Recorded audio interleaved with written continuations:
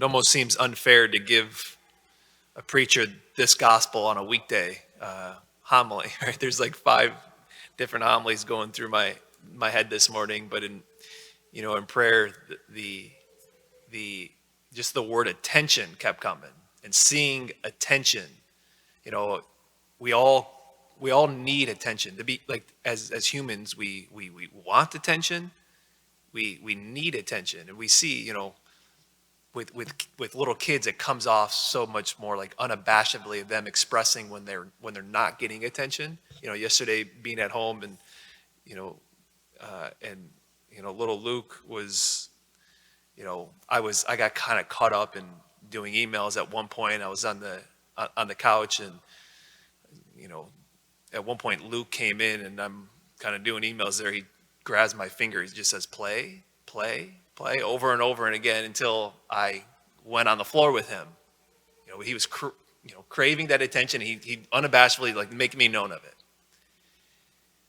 What we see here in the woman, the hemorrhaging woman of 12 years, she got to the spot that she felt that she was unworthy of attention.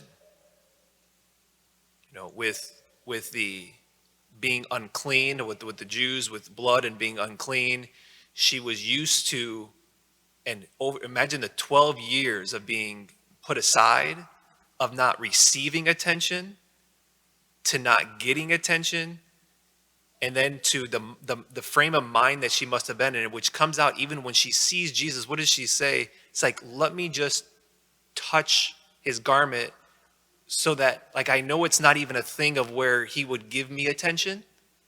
So let me just touch it without him noticing. I'll just touch it and be healed. So she had this great faith, but still in this spot of, I'm unworthy of attention.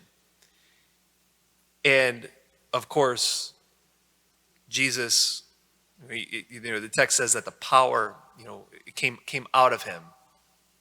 What heals is, of course, Jesus' attention. And what he makes very clear is it's almost like dramatic, like what just happened? Someone touched me. And even the disciples, it's like, it's weird, it's dramatic of, what do you mean? Everyone's pressing upon you. No. This woman who thinks she's unworthy of attention, but with great faith, let me turn now and give that to her. And even this, even the girl who's dead, there's resistance always around that. Like in each and every one of us, Jesus enters the house of the woman who's dead. What happens? They ridicule him and say, don't bother. Your attention isn't needed here. Actually, it's not. There's no point, because it's already too far gone. The girl's already dead. Your attention isn't needed.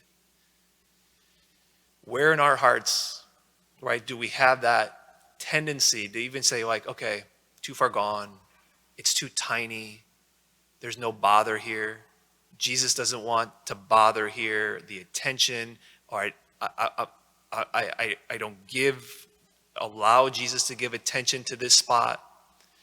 These are precisely the moments in the places where Jesus wants to go. Because there are no tiny things that are too tiny for him.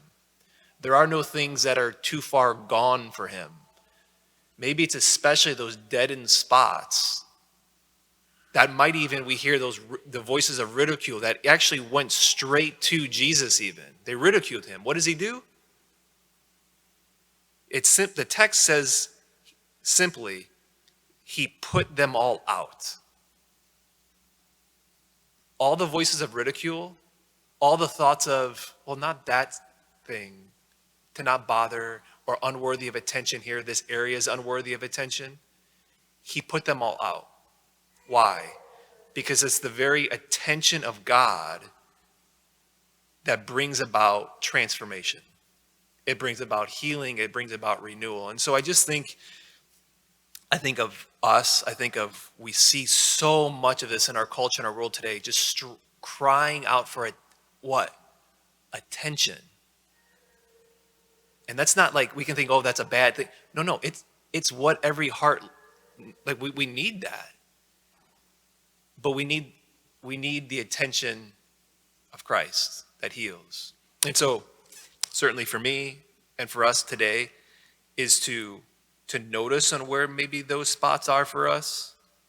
That maybe even it's been years and years of like the 12 years for this woman where I've just grown to maybe I have this deep seated, this unworthy, I'm not worthy of attention, or maybe these specific spots. We want the Spirit to call those to mind to us, and then to turn to Him and realize Jesus has already begun His attention on us, which heals.